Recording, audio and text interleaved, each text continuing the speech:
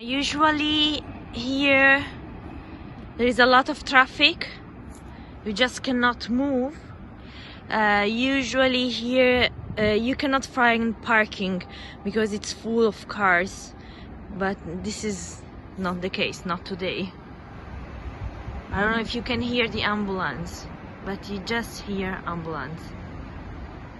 We live in the historical center of Rome, and Italy, Rome, especially Rome, it's popular because of its restaurants, bars, and everything is completely off. There is no people around.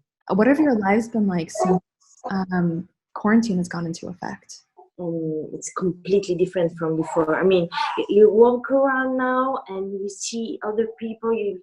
You're afraid to be close to them. You just go fast out, and then you want to be back very fast at home. And now it's not easy to find food in the market. You cannot find everything because everyone was running to buy food. Everything is very complicated now. It's hard, but it's important to understand that everybody has to do something. No one is safe from the virus.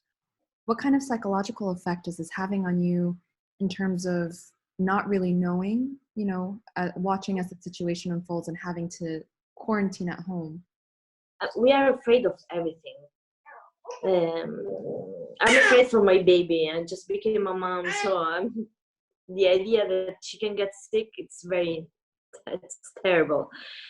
Have there been sort of creative or unique ways that people have been trying to still keep in touch with each other? Yeah, every day at 6 p.m. people just open the windows and they put loud music, and they communicate. Keep in touch. Just to keep in touch.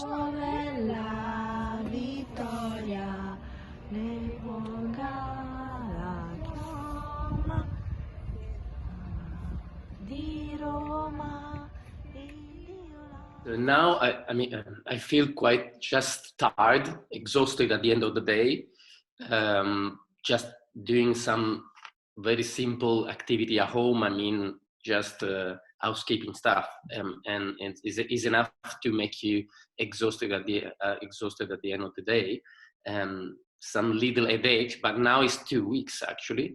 And at the beginning, the first 3 days actually had temperature going quite high in the third, fourth day. Then everything was, let's say, calming down, but never leaving you completely okay. It's like a very long flu, I would say. And again, I'm healthy, I'm quite young, I'm sporty, so I got some resources.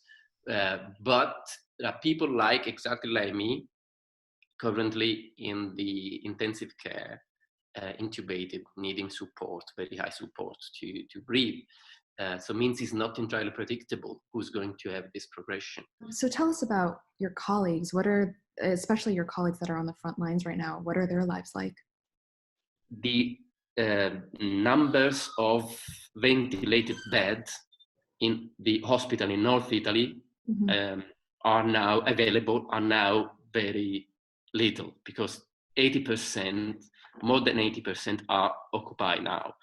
And soon they're going to finish off any other beds. Means when someone is coming in hospital needing intensive care, it's risking not to have any bed available. So the pressure on these doctors is very high because they're going to triage people in the real meaning. Triage means you got some chances of keep alive, so keep you under ventilation, or you're too old, you're not going to get this treatment. So it's very difficult for that colleagues.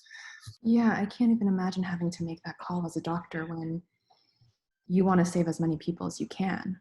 Yeah, but it's not going to be possible. This is something that you countries where the situation is now not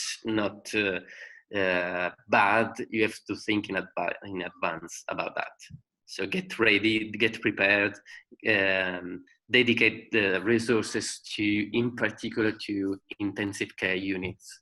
What would your advice be to doctors in America? What should we be looking out for now? Yeah, you have to stay as much as possible at home, even if your area is not one of the clusters of the red area. You have to stay home as much as possible. This is quite, now the strong message is passing through the media in Italy.